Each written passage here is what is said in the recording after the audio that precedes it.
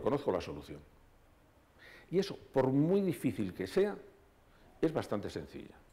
De hecho, ha podido haber premios Nobel de, por lo menos dos, uno de física y otro de química, a los 20 y tantos años. Bueno, no podía ser tan difícil si a los 20 y tantos años se gana un premio Nobel. Los problemas prácticos son más enrevesados, porque no se resuelven cuando conozco la solución, sino cuando la pongo en práctica, que suele ser lo difícil. ¿Por qué? Porque entonces entran en juego muchas cosas. La dificultad de la situación, mis deseos, mis intereses, mis miedos, mis cansancios, los miedos del otro, los cansancios del otro, los intereses del otro. Y en todo eso, que nos lo encontramos diariamente en un aula, tenemos que ver qué hacemos con todo aquello. ¿Qué hacemos con todo aquello? Porque problemas que en teoría nos parecen muy fáciles de resolver, luego en la práctica se nos complican mucho. Se nos complica mucho, y uno de los problemas que tenemos los docentes es que si tenemos formación teórica. Pero ¿qué pasa cuando nos metemos las manos en la masa? Pues algunas veces es que no sé qué hacer con esta situación. Eso me recuerda lo que decían de un senador americano que contaba. Pero miren ustedes, tanto hablar del problema entre judíos y palestinos, si la solución es sencillísima, basta con que se comporten todos como buenos cristianos. Y ya, pues empezamos mal, porque claro, ni los judíos son cristianos ni los palestinos son cristianos, o sea que teóricamente fenómeno. ¿Cuál es la solución a las parejas que se llevan mal? Que se quieran mucho y que se entiendan. Hombre, claro, fantástico. La diferencia, la dificultad que hay, bueno, os voy a contar una historia que cuento a mis alumnos que les divierte mucho, para ver cómo cosas que nos parecen que van a funcionar, luego las ponemos en práctica y no funcionan. A mediados del siglo pasado hubo en China una plaga de ratas que se comía las cosechas de arroz. Entonces el gobierno chino no tenía dinero para una campaña masiva de desratización y se le ocurrió una idea impecable. Somos 1.000 millones de chinos, si cada chino mata unas cuantas ratas, vamos, nos quitamos la plaga de ratas en un pispás. Bueno, ¿y cómo convencemos a los chinos de que maten ratas? Les damos una propina si presentan un cadáver de rata en la comisaría. Bueno, aquello iba a ser rapidísimo, a ser fantástico. No funcionó. No funcionó porque no habían pensado que los campesinos hicieron cálculos y vieron que era más rentable criar ratas que plantar arroz. Entonces, criaban ratas en jaulas, las mataban y iban a cobrar a la comisaría, aquello era literalmente jauja. Muchas veces a nosotros no nos salen las cosas que queremos que nos van a funcionar en la escuela. ¿Y qué hay que hacer? Bueno, pues vamos a cambiarlas porque eso no funciona.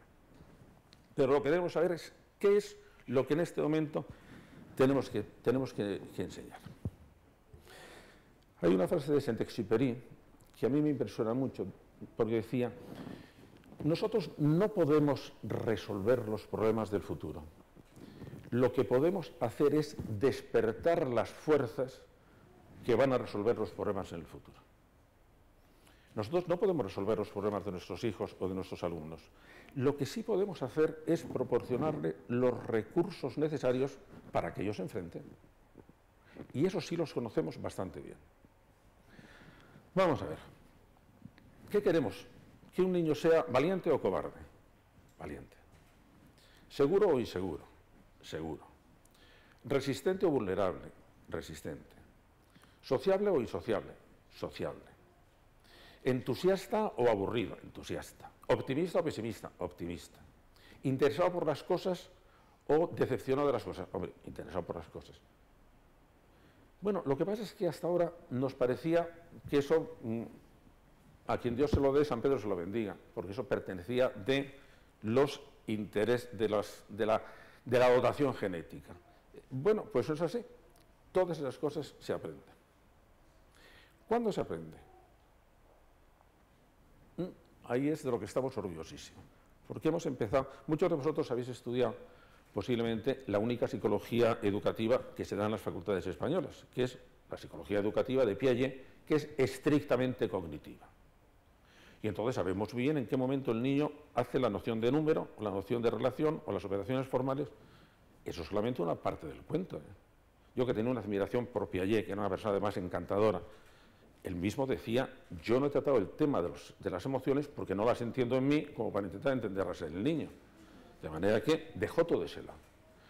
Ahora empezamos a saber que la aparición de las emociones tiene también su etapa evolutiva y que hay emociones que aparecen en un momento dado o se aprenden en un momento dado. Y que nosotros debemos saber cuándo sucede esto. ¿Por qué? Porque es una enorme oportunidad educativa que tenemos. Por ejemplo, por eso es tan importante la educación infantil, por eso es tan importante la educación primaria, por eso tenemos algunos periodos absolutamente definitivos. El último ciclo de primaria.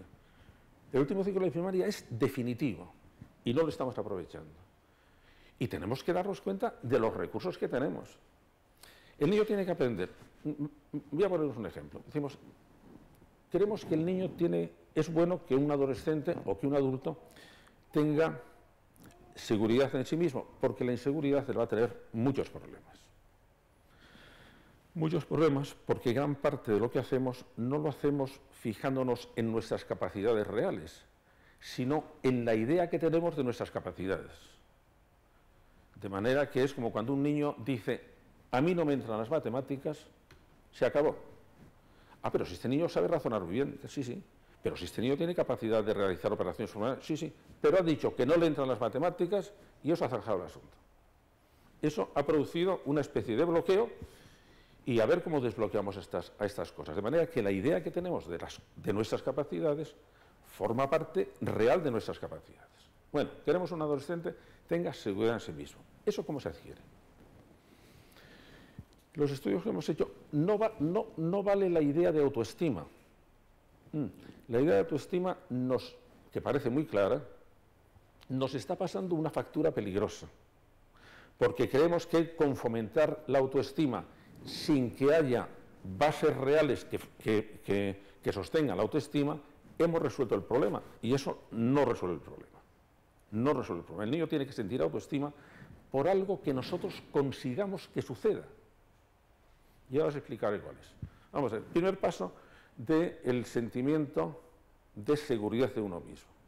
Se adquiere durante los 2 primeros años y ahí los padres son los fundamentales.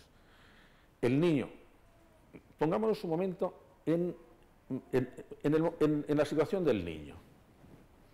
El niño ha estado 9 meses, a partir de los 6 meses con bastantes percepciones, en un ambiente protegido, calentito, acuoso y muy bien, e íntimo, que es el útero de su madre.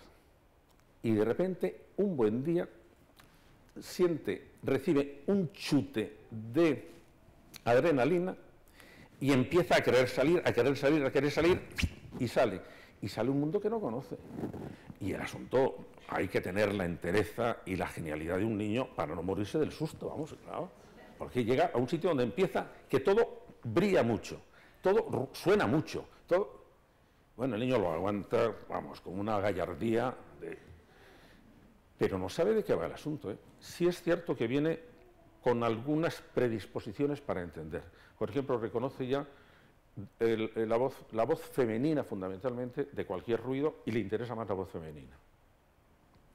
Pero del otro no sabe qué, y lo que necesita es que gracias a lo que hagamos nosotros se dé cuenta de que ha venido a una realidad acogedora y a una realidad que puede anticiparse, que puede preverse.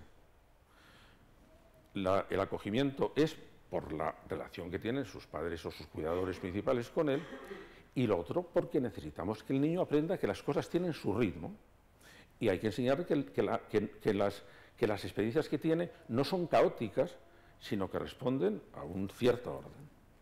Y el niño va adquiriendo la seguridad de que es bien recibido y que el mundo es bastante seguro. Si hacemos lo contrario, ese niño va a ser inseguro desde el primer nivel. Pero crece un poco más. Y entonces aparece el siguiente nivel de la seguridad en sí mismo, que es que el niño tiene que reconocerse como capaz de enfrentarse con los problemas. Vamos a ver, hay una frase que dicen todos los niños del mundo a los 2 años, 2 años y medio. mamá, mira lo que hago. Todos. ¿Qué es lo que están diciendo?